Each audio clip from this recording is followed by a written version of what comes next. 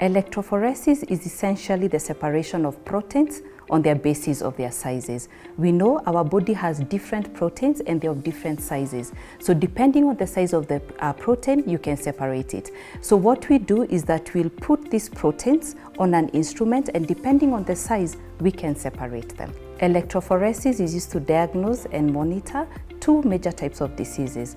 One of them is a genetic disease that we call sickle cell disease, and the other one is a blood cancer that we call multiple myeloma. Typically, from the time of sample collection till the time a patient is able to get their result, it takes at least 4 hours. Electrophoresis is not an invasive test. All we need is a blood draw, and the rest of the examination will be done by the instrument. If abnormalities are found in an electrophoresis test, we always advise the patient to go back to their doctor, who will explain the abnormalities that were found, and other ancillary tests can be done, and also treatment can be instituted.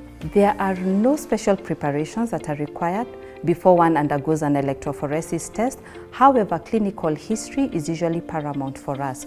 For example, if a patient has had a recent history of blood transfusion, that needs to be indicated on the request form by their doctor, or if they are on any medication, that also needs to be indicated.